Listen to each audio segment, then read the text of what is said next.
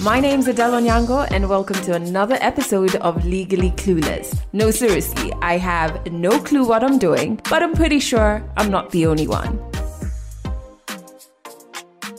Hey you, welcome to episode 308 of Legally Clueless. Thank you so much for working with this family. If you are a newbie, audio episodes like this go out every single Monday. And make sure you sign up to join our family and receive weekly letters from me. Just head over to legallycluelessafrica.com. And if you too are kind of sort of addicted to social media, you can find us on Instagram and TikTok at Legally Clueless Africa. All of those links are in the show notes, but this is what's coming up in this episode. So for the avoidance, as a child, they probably put out bids for connection with their parents, and this was consistently not met. Perhaps they just wanted a cuddle, or they just wanted some food or a snack, or sometimes they just wanted to be seen and heard, and they put out these bids for connection and they weren't met. So they learned it's not safe to put myself out there, so I'd rather not. No thanks. Yeah, it's like, it's every time I put out a bid, I'm hurt, so no need to. It's safer if we don't express our needs. It's safer if we just depend on ourselves, right? So they're very self-reliant, very hyper-independent even sometimes. But it doesn't come from a place of arrogance and a place of I am better than you. Yeah. A lot of the times it's very much rooted in I expressed my needs before and severally before, and they just weren't met. This is our first random convo of 2025, and I am very excited about what you're going to learn in this episode. But before I get there, first I have to say a big shout out to the OG members. I have not forgotten you. You've been part of the Legally Clueless Africa family from the jump, and I have nothing but love for you. I hope you are having a brilliant ease into February, which is my birthday month. My birthday is on Wednesday, and I'm super excited because it's the first birthday that I'm actually going to be gifting myself something. Can you imagine that? I'm turning 36, and for most birthdays that I can remember, I've always waited for the people around me to gift me. You know what I mean? And even, I don't know, like told them the type of gifts I want, etc. And when I was going through my divorce and a lot of the relationships around me were evolving and changing, some ending, I remember being very panicky in therapy and just being like, I have nobody, which is just me overreacting. But I've definitely had people who have spoiled me on my birthday. But you know what's the funny thing? As soon as I paid for this particular gift I'm gifting myself, because it includes travel, I found that I didn't need or have this desire for gifts from anyone else, you know? And the person closest to me, I was telling him about it, and he was like, this is a trick. This is what women do. And then if I don't get you a gift, it's going to be hell. But to be honest, I was being very honest in that I just didn't feel that I used to have an overwhelming desire to receive gifts from other people on my birthday. And when now I've gifted myself, that desire just like disappeared. Anyway, Wednesday. Shout out to anybody who is born on the 5th of February, like me. And speaking of February, as we ease into it, I had the best January I've had in a very long time. And while out at brunch with my best friend, I finally figured out why this January has just been so beautiful for me. It's because I prioritized my comfort in December. And by comfort, I mean mental and emotional comfort. I did not do things that would mentally exhaust me, and I just didn't hang out with people who drain me mentally and emotionally or who trigger me. I learned how to say no. So for example, I do not like traveling in December. I don't like going back home to shags, which is our slang for the village. I don't like going back home during the festive season, right? I find that it's too loud because everybody's there. I find that there's bound to be an aunt who'll trigger me and I'll just come back more drained, you know? So I say no. I just didn't. I didn't go. And I had a lot of solo time in December this year.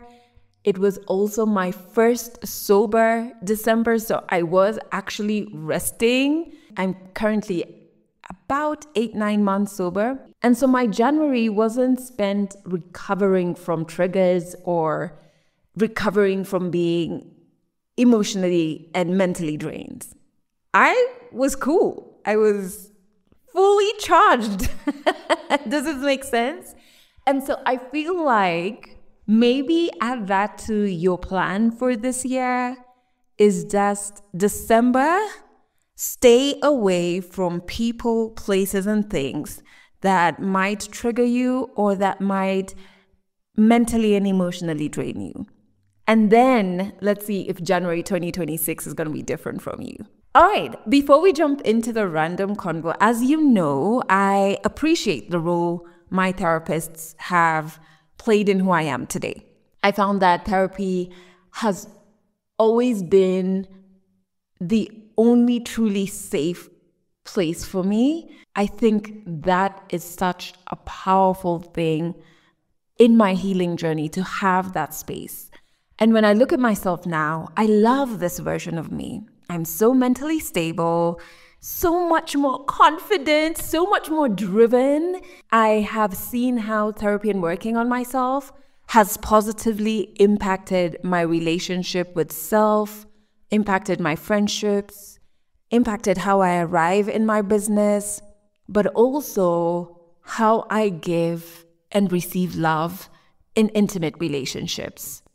Oh my word, that has completely changed. I almost feel like apologizing to all of my exes because the version of me that they got, complete ripoff. I can genuinely feel the shifts from being an extremely anxiously attached person to becoming a lot more secure. Oh my goodness, haven't I been waiting for this to happen? You know, I don't have spiraling thoughts when a call isn't answered. I don't mistrust the great feelings and things, you know. I don't have that waiting for the shoe to drop feeling. And I found that when I get one of those anxious thoughts, I don't immediately believe it. You know, I ask the thought for evidence, and often it doesn't have evidence. I have also gotten to a point where I accept love. I feel like people think that loving someone else is what's difficult. In my experience, accepting love, letting someone else love me, ooh, that was hard because it was completely tied to my feelings of unworthiness. And like I didn't deserve any love sent my way. Ooh. And then also sprinkle a bit of feeling like I would always be abandoned. You know what I mean? And so working on that and getting to where I am now, I'm so proud of that. It is so freeing. And I want you to start arriving in your intimate relationships in a more secure fashion, which calls for group therapy. Yeah, group therapy is back. It's something that we've done here at Legally Clueless for 2 years. Since 2023, we've had over 200 members of our family come to group therapy.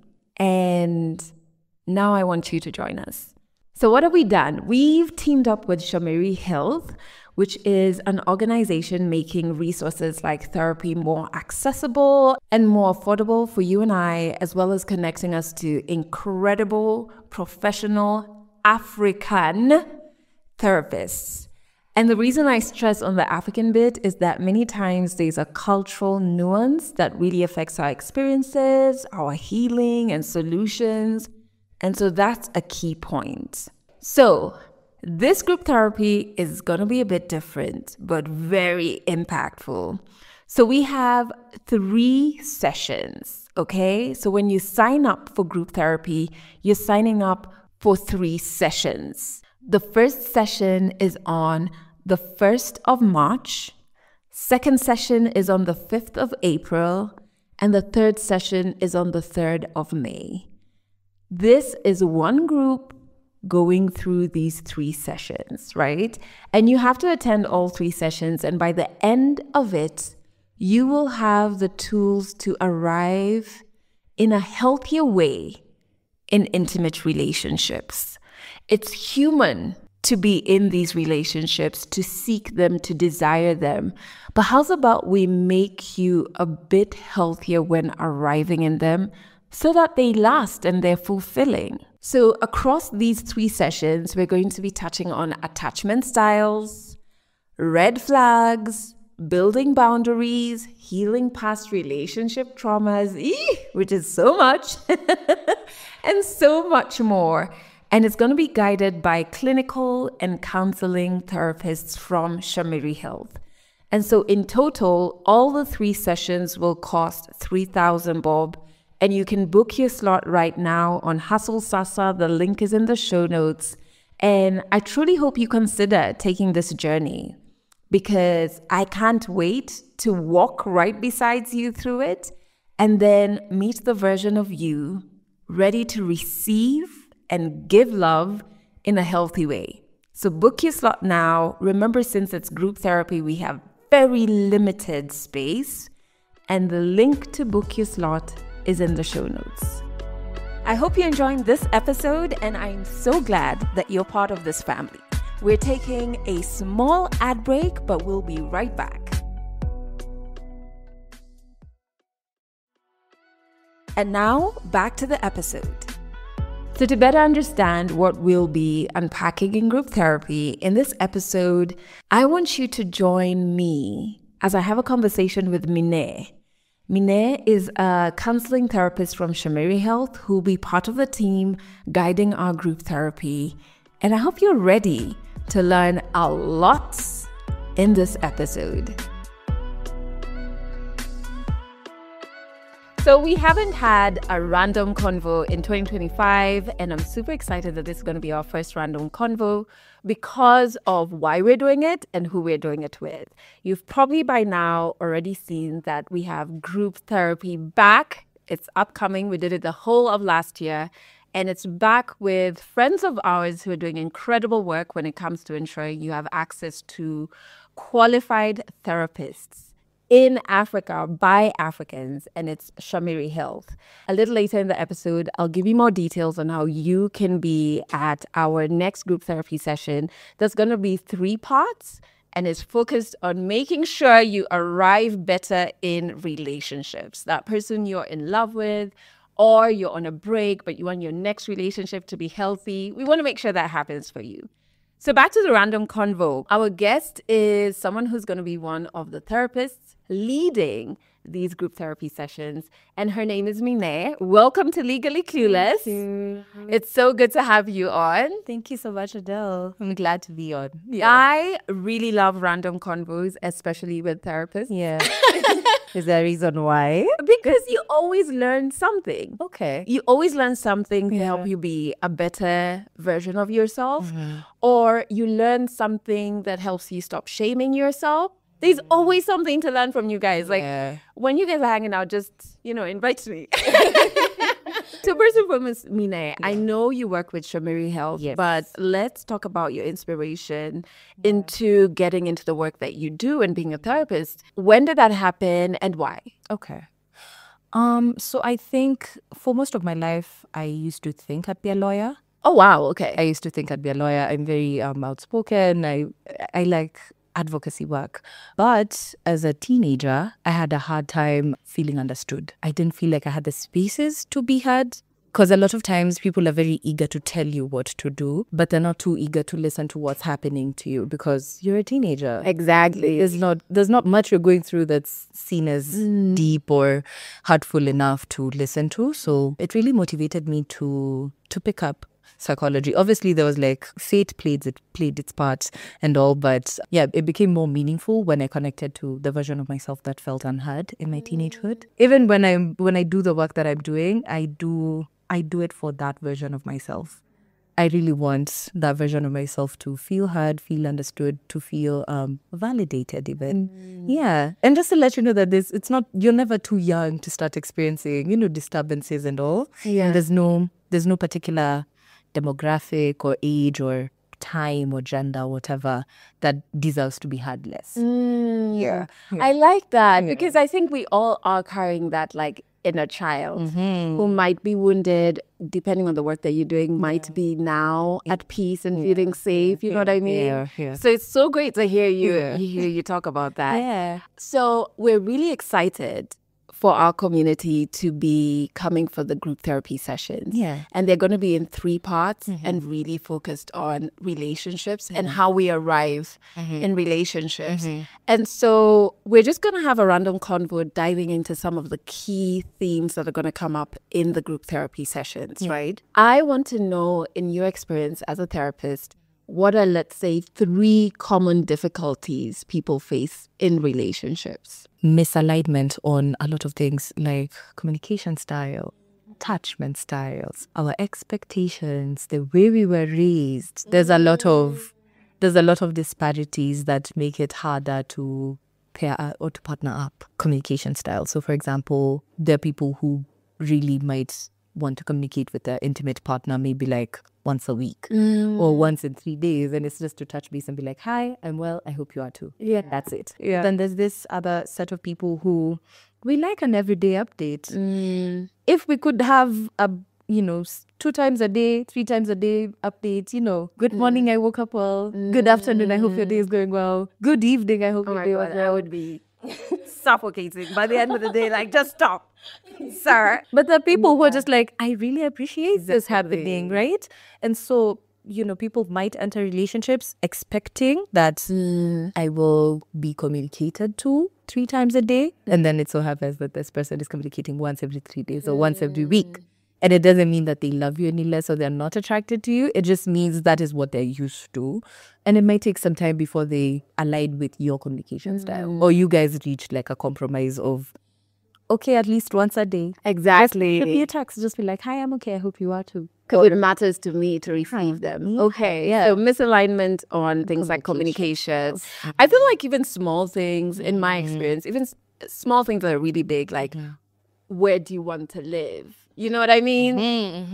I mean, just things that you think are like no-brainers in your head. People are raised differently. Yes. So misalignment is a big one. And I use misalignment just to say like everyone's experience is validated. Like your experience is valid, right? It doesn't make you a terrible person that you want to live apart from your partner. It doesn't make you a terrible person that you want to live with your partner, that you want to own businesses with your partner. You want your life to be, very integrated. It doesn't make you any better than the other person, right? Everyone's experience is valid. Yeah. Okay, so there's misalignment. What other things kind of pop up when it comes to challenges in intimate relationships? Right. Intimacy. People have different interpretations of intimacy. Obviously, there's physical intimacy, there's emotional intimacy, there's spiritual intimacy, mental intimacy. Even there are people who don't like to engage in deep emotional conversations in relationships. They just like for it to be fun, and then the deep emotional stuff will bring itself up later. Perhaps they want to talk about parenting styles when you're carrying a child. And, not before. Don't bring it up before. Asking me how I grew up. I don't want to talk about that. Yeah. So there's that also. There's different levels of intimacy. Everyone wants to experience a different level of intimacy. Or for example, if someone has like a very serious job and they keep talking about serious stuff that jogs their mind the whole day, maybe by the end of the day, they don't want to have an intellectual conversation. But you live for intellectual conversations. That's another misalignment right there, There's emotional intimacy is not being met. Someone's needs are not being met. Someone's needs are being bypassed. Yeah, so that's another big one. That is so interesting because I feel like you only know you're misaligned when you're in it and the misalignment happens. It happens. You know, because if you desire mental or intellectual intimacy, you don't know it's something you desire until you don't have it, right? That's and then you're like knee deep in the relationship, and it's like, whoop.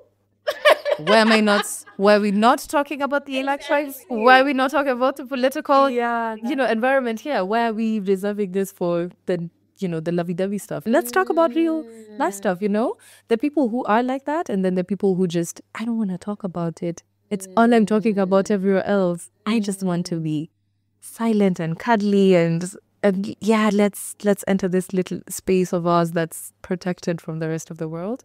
So, there's definitely that misalignment. So interesting. Okay, do we have one more? I think the last one I would say is very much tied to like one of the things we're going to discuss in therapy, which is attachment styles. So we have 4 attachment styles. There's anxious, there's avoidant, there's disorganized, which is a mix of anxious and avoidant, and then there's secure, which is like the ideal. Where are these secure? Oh, they are. They're hiding in an island somewhere alone. They're not. They're out there. They are out there. They're very many. Actually, there probably are more securely attached people than there are anxiously and avoidantly and Look at Minneh giving us a hope.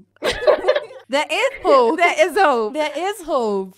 So maybe we can just do, because we're going to get deeper into attachment styles in the group therapy sessions, and you will get to learn your attachment style and recognize yourself in them and probably where they came from. Yeah. But maybe you can give us like an overview of what each is. So who's the anxious attachment?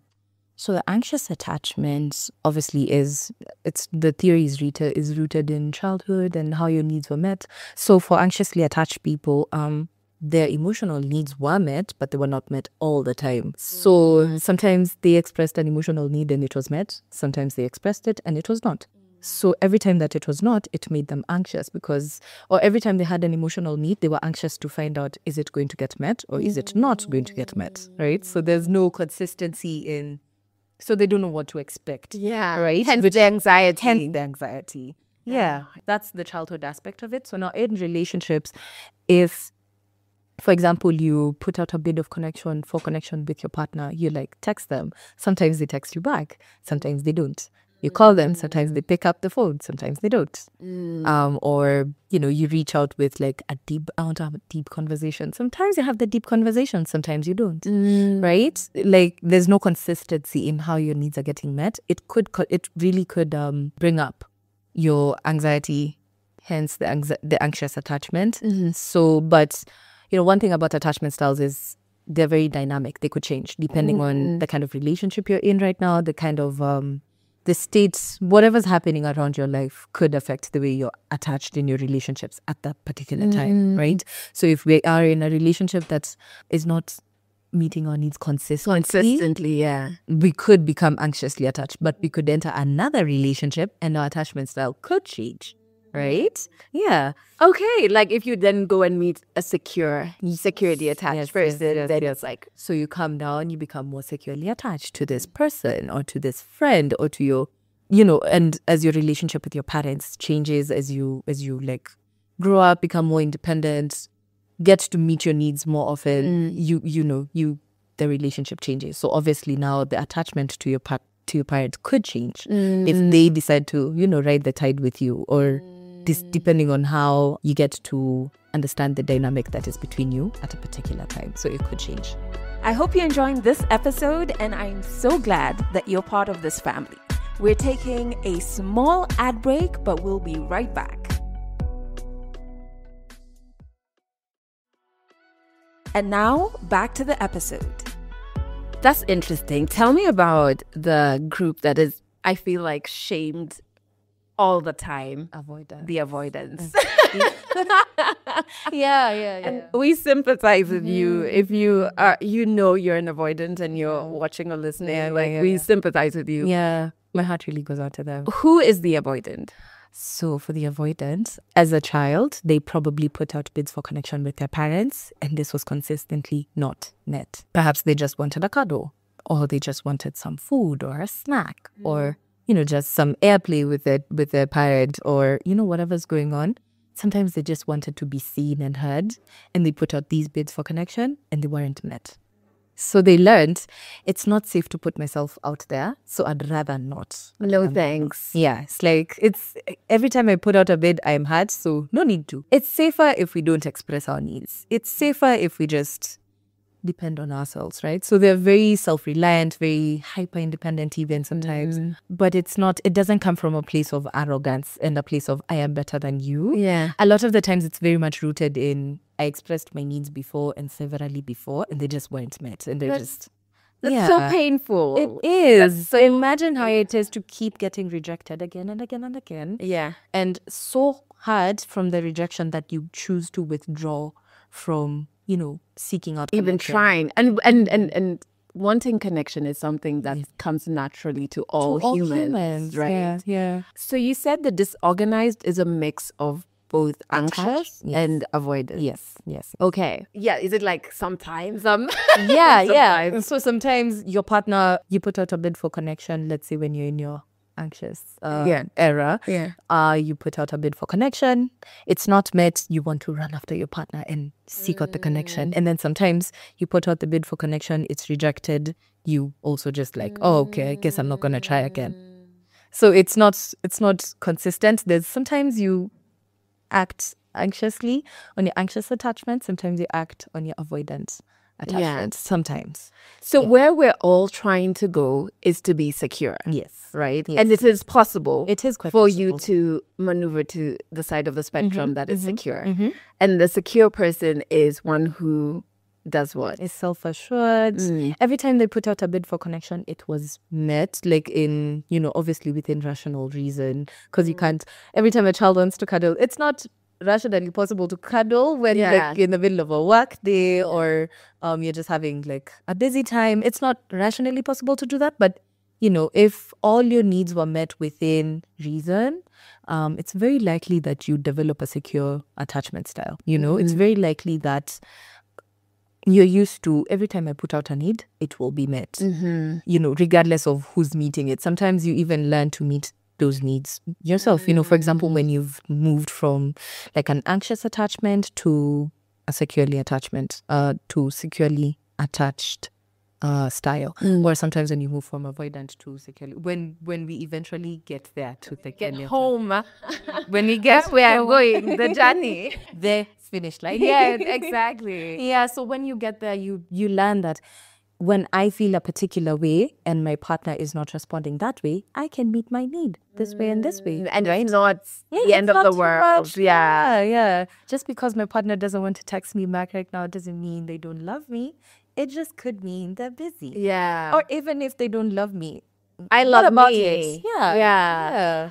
That's so wonderful. And I really encourage all of you to come for our group therapy sessions, because once you kind of like identify the attachment style you have, it really governs how you give and receive love. It does. And it'll make you understand how you arrive in relationships and how the people you love are arriving in relationships as well. Another thing that we're going to be touching on in group therapy is we see it all over the internet, red flags, right? And I love the memes and the TikToks of like the guy waving the red flag and the chick is like, is it maroon? It looks pink.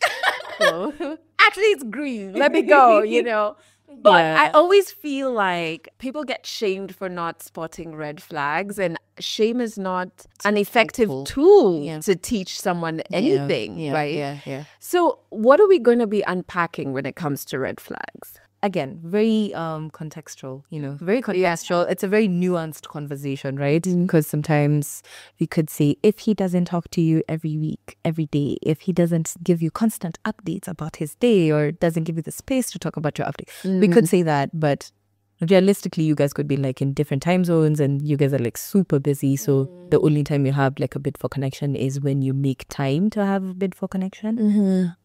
So one of the red flags is boundaries. Or lack thereof. Or lack thereof. And, we keep talking about the lack of boundaries, but I think having boundaries that are too rigid is also a red flag. It's also a red flag. You know, like we get it, you're protecting your peace. We get it. You know what you want and all. But where's the space for change, right? Ideal boundaries are very semi-permeable. It's like I'm keeping the good stuff in, I'm taking the bad stuff out, but I'm also absorbing the good stuff that's out there, right? So you're able to change, you know, your boundaries are able to be flexible. Having flexible boundaries doesn't mean you don't have boundaries, doesn't mean your boundaries are too rigid. You just know what you want, but you're able to contextualize it in accordance to every relationship that's, you know, that you're in. Right? You can't have the same boundaries. The boundaries you have for your sister can't be the same boundaries you have for your mother. Exactly. It can't be the same boundaries you have for an estranged uncle. It can't be the same boundaries you have for a workmate. There can be boundaries have to be semi-permeable. Right? So, and lack of boundaries could mean that your partner is overextending themselves to places where they don't need to overextend themselves, right? So they're not able to healthily detach from their family of origin. They're not able to detach from their need for friendship. So sometimes you find that they look like they over prioritize their friends over their partners, or sometimes they're over prioritizing their partners over their friends, or they're over prioritizing work over personal relationships, or vice versa, right? So boundaries or lack thereof are very huge red flag. Yeah. And like, when you spot a red flag, does it mean run? Or it depends on the red flag? Sometimes it does. Sometimes if you it's I'm not going to say it's dependent on the person that you spot it in. It's very dependent on you. You who has spotted the red flag. Do you think this is a safe space to like wait it out? Or do you think this is the time for you to run? Right? Because obviously there's the need to give people a chance. There's the need to, let's see how this could go, right? But, just being able to prioritize your safety, being able to prioritize your wellness, right? So, for example, if you're spotting, this is another red flag, abuse, emotional abuse, financial abuse, physical abuse, verbal abuse, or whatever it comes as, right? It could come as this person just casually insults you, and then like the next minute they're like, hi, I was right? Or someone just doesn't slap you, but they flinch. They do something to you and you're flinching. At that point, you have the responsibility of, I have seen a red flag. Is it safe enough for me to stay, or is it time for me to start packing and leaving? So it's very dependent on you. Just prioritize your safety when you spot a red flag. That could mean leave immediately, leave a day from there, have a conversation about it if you can. If not possible, just leave. Top thing is just prioritize your safety when you do. I like when you said it's like it's about you, because I think we don't look at red flags like that. We're always like, it's that other person's responsibility. But let's say it's not abuse. Like, I love when you talk about what do you have the capacity to take. You know what I mean? Maybe it's their communication style. Like, do you have the capacity to accommodate this? If you don't, just be like, hey, bro. And it's good, right? It's good, you know? And so I like that. That's like a really nice shift that you've brought in. And so another thing that will come up, and I want us to talk about it as we wind up, is what we don't really dive into when we're talking about boundaries. And I know it's going to come up in our group therapy sessions. Boundary work and like creating the healthy boundaries. I think the conversation comes up a lot when we're talking about family and friends and like workplace, toxic boss. That's how you put it in. What is tricky is having boundaries with a person that you love, like your intimate person, like this intimate relationship. What are some of the challenges that come up there and that we're going to be unpacking in group therapy? I hope you're enjoying this episode, and I'm so glad that you're part of this family. We're taking a small ad break, but we'll be right back. And now, back to the episode. Setting the boundaries is one challenge. If you already have been in a relationship where you have not had boundaries, setting them as you go by, you're already introducing your partner to a new thing. That they didn't sign up. She didn't sign up for this. you presented a certain version of yourself in the relationship, which you have the right to change at any time because we're human, we're dynamic. We have the right to change, right? But setting boundaries in a place where you haven't had boundaries before can be very tricky. For example, oh, sorry, I can't spend time with you every Saturday, maybe every other Saturday because I have something I'm doing for myself. Perhaps I picked up dance class, or I want to go for a picnic by myself or with my friends, or, It's very difficult setting, because now there was already a preset expectation and now there's a change. Yeah. So setting the boundaries can be quite something, but hopefully if you're with a partner that has a good sense of... I was going to say has sense. It does have the alignment. A partner who has sense and understands that this is important for you. Yeah. How you show up out there also impacts the way you show up in your relationship. So if you're a better person and you feel better about yourself, that also means you're going to be a better partner, right? So if you have a partner that understands this or will hopefully get to understand this, then it should be easier than when you have a partner that's very much like, Yeah. I'm not used to this. I don't like change. Don't change that. I want to spend time. You find time somewhere else. Yeah. You change yourself, but don't touch this relationship. Yeah. So that can be quite difficult. So the setting of the boundaries where they previously weren't. So that's one challenge. The second thing about boundaries is enforcing them when they're crossed. Oh, yeah. We all wish, like, if I tell you my boundaries, like, just stick to the script. Let's not talk about this again. But it doesn't work that way very often, right? Yeah. Because maybe there's a Saturday where you have to attend a wedding, and that's the Saturday and you previously spent like 2 Saturdays. So you spend 2 consecutive Saturdays with your partner, for example. Does that mean then you spend the next 2 consecutive Saturdays alone? What if you don't want to? What if your partner doesn't want to? Right? So, enforcing our boundaries when they're crossed, and sometimes it's not even going to be as polite as, we have a wedding. Yeah. We need to attend. Sometimes it's just your partner being like, can I come? Oh, Can I come with you? Then you have to say, No. no. No. Yeah. You can come with me. Like such a short word, but it's so hard to say. No. Especially to someone you love. Exactly. Right? It's different. Like you said, it's different when you're doing it with like a sibling, because you have no choice. You're never not going to be my sibling. So even if I tell you no, you feel bad and then you come back, we'll figure it out. Yeah. But now with an intimate partner, hopefully they should be able to accommodate and understand when you say no, because if they are truly intimate, then they have seen the struggle that you have gone through or the journey that you've walked to be able to even comfortably say no, or even uncomfortably say no. Just, the saying of the no already, they've watched you journey it. So if they're empathetic enough, they should be able to accommodate you saying no. But if they don't, then that's a challenge, right? Because now that could mean, does this mean we're breaking up? Yeah. Does this mean, where are we going? where are we standing currently? Yeah, so it could mean that. So enforcing our boundaries when they're crossed. Obviously, we're very good at doing it with our friends because, friendships have...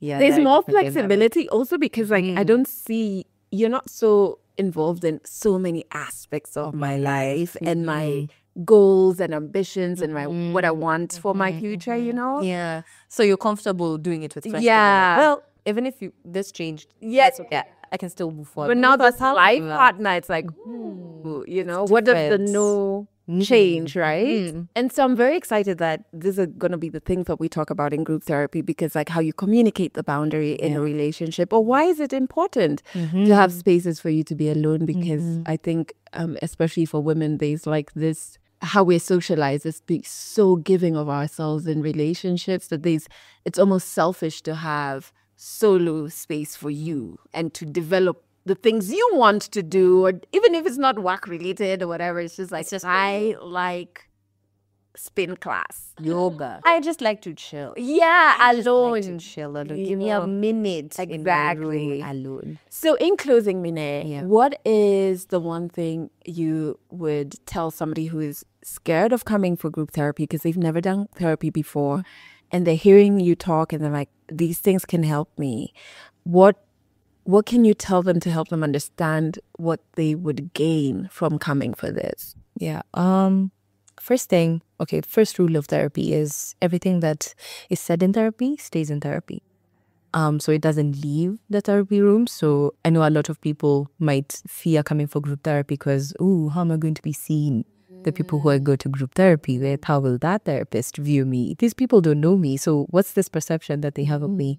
So first of all, therapy is made out to be a very non-judgmental space. I'm not going to say we don't care, but just come as you are. This is the one space where we don't know who you are out there. We don't know how you show up in your relationships. We don't know what has been going on. So you get the fresh chance of redefining who you are, right? True. It's like a fresh start. And then there's no such thing as oversharing in therapy. We listen and we don't judge. Yeah. Like just come, bare your heart. This is the one space where no one's gonna look at you and be like, oh, she's messy, or he's messy, or oh, girl, get a grip. No one's gonna, that doesn't happen, you know? And at least you get to build a community with the people you're in group therapy with.